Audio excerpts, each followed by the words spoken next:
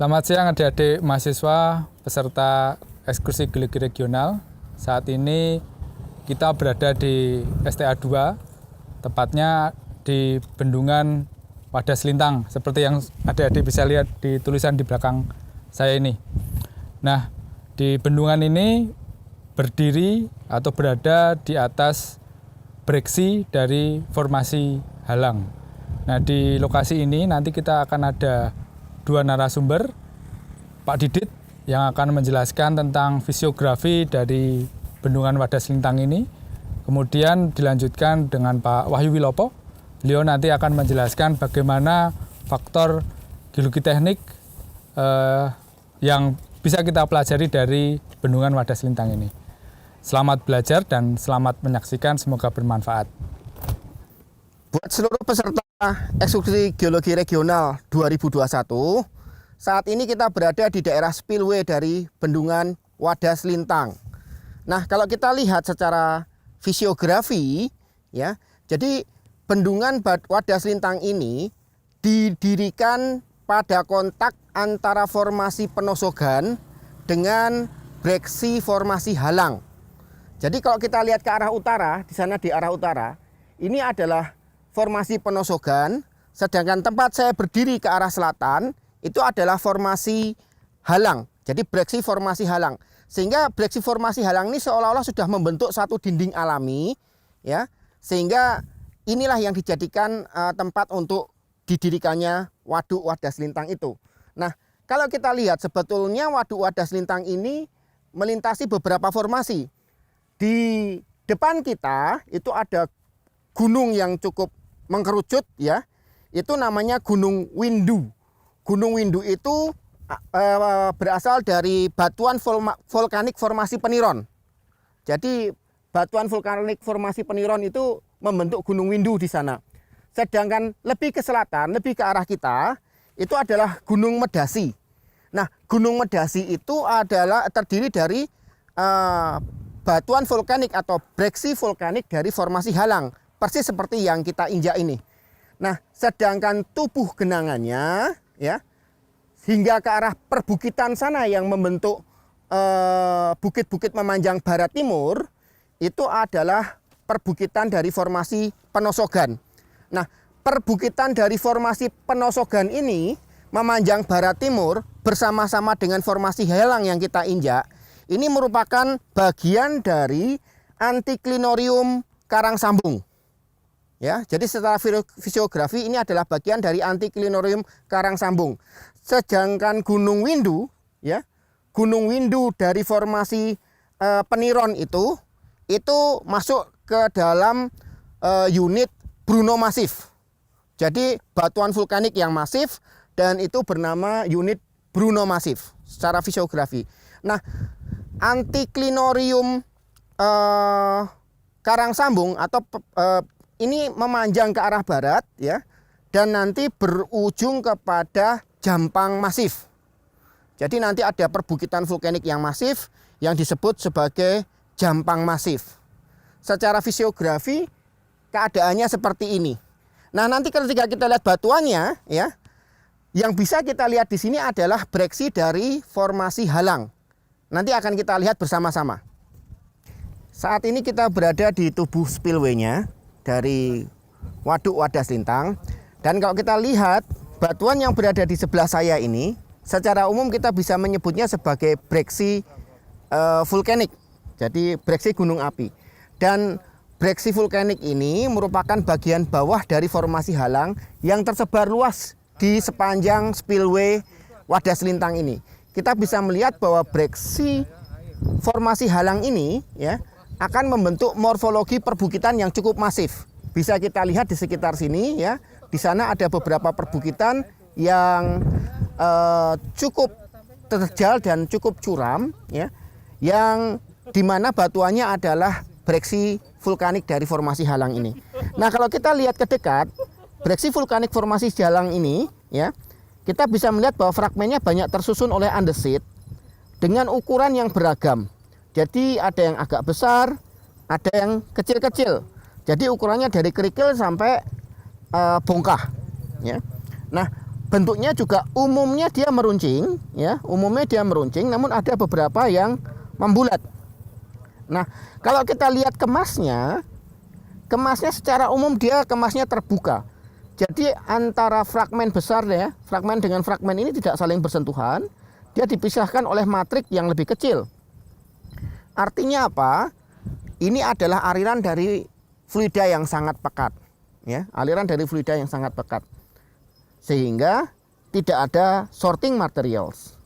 Nah, secara deskriptif, ya, breksi ini kalau kita lihat ya, ini adalah dari aliran fluida pekat, kemas terbuka, dan secara genetik ini sebetulnya adalah bagian dari block NS flow.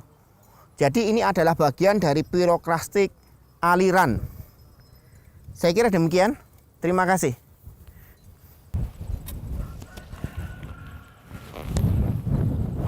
Selamat siang peserta ekskursi tahun 2021. Jadi saya melanjutkan tadi apa yang sudah disampaikan oleh Pak Didit mengenai kondisi geomorfologi atau regional geologi dari Waduk Wadas Lintang. Jadi Waduk Wadas Lintang ini sebenarnya diresmikan sudah lama, yaitu sekitar tahun 1988 oleh Bapak Presiden kedua kita, yaitu Bapak Soeharto, dengan tujuan utama adalah untuk mengairi lahan pertanian seluas 33 ribu hektar, ya, di mana tampungan di sini itu daerah resapannya adalah sekitar 196 km persegi. Selain untuk kegiatan irigasi, ya, pembangunan waduk ini juga berguna untuk menghasilkan energi listrik, ya, yang diperkirakan adalah sekitar 16 MW. Selain itu juga berfungsi untuk mengontrol bencana banjir yang ada di sekitar wilayah Kebumen dan sekitarnya.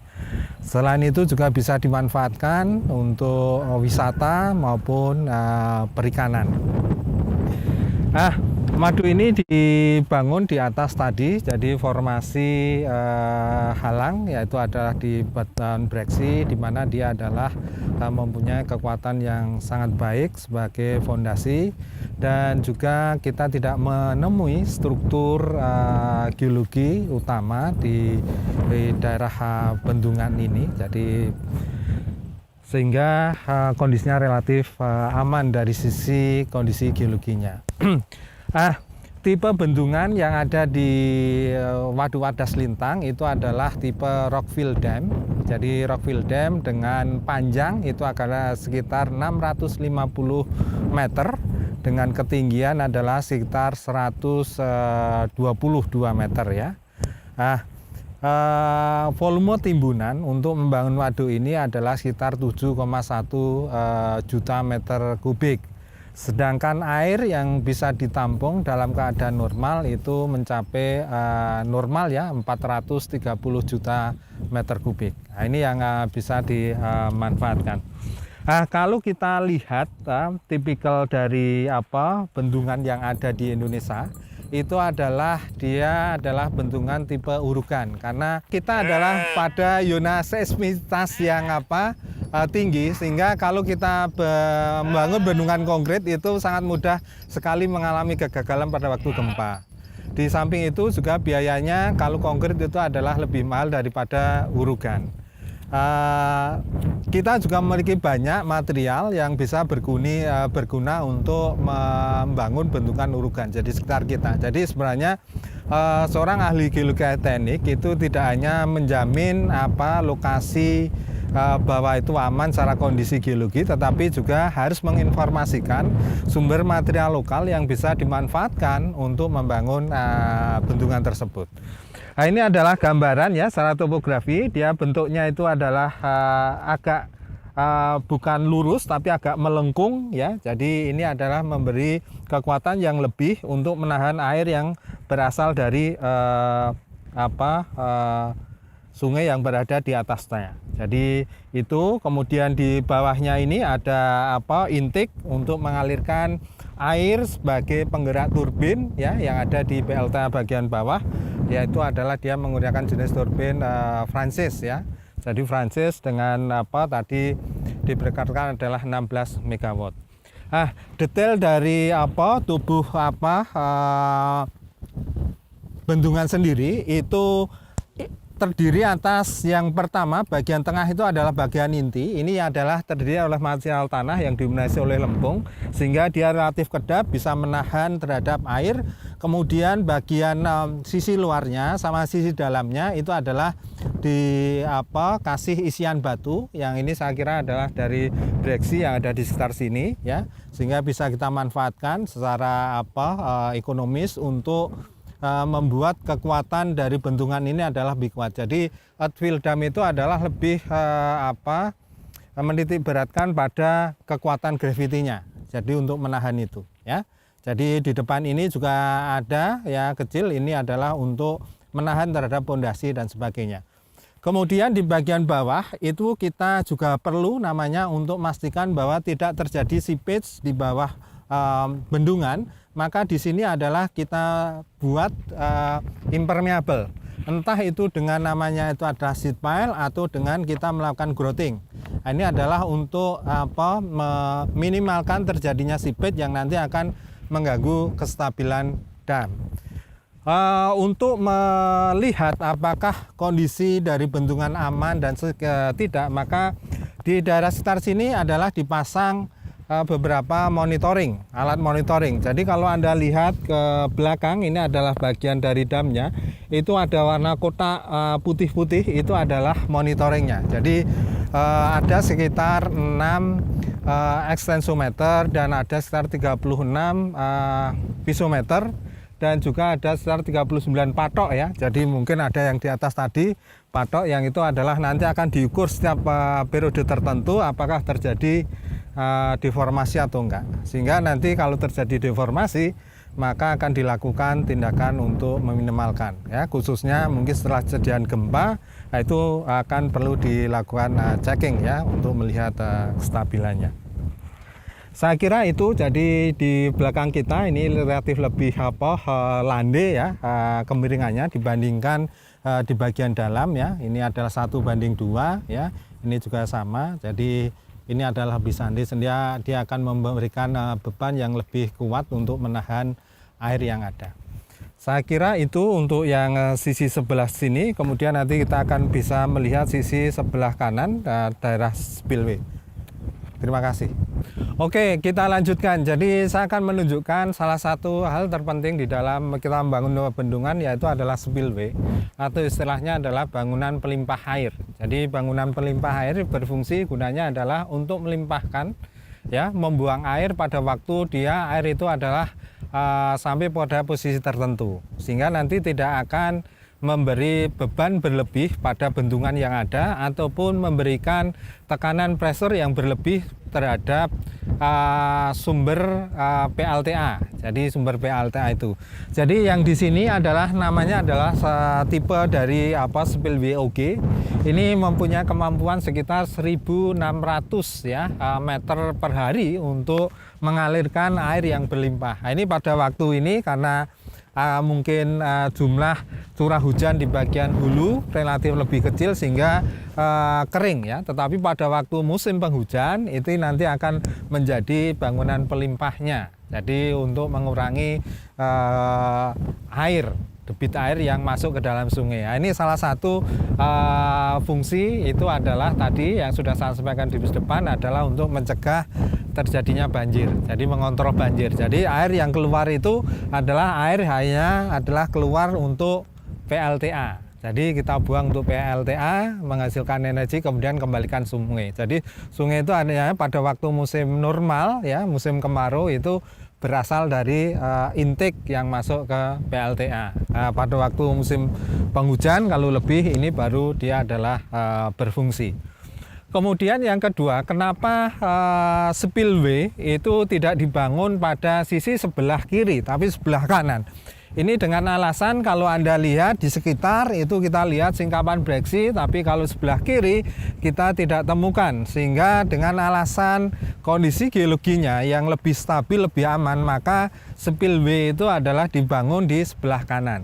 Dengan melihat batuannya di sini ya, breksi, singkapan lebih kompak, sehingga harus ada dilakukan cutting. Nah, itu adalah hal yang wajar. Jadi ini adalah salah satunya ya yang harus kita bangun ya untuk melimpah. Saya kira itu yang bisa saya sampaikan. Semoga bermanfaat. Nanti kalau ada diskusi bisa kita lanjutkan pada waktu kita di kelas. Oke, selamat siang.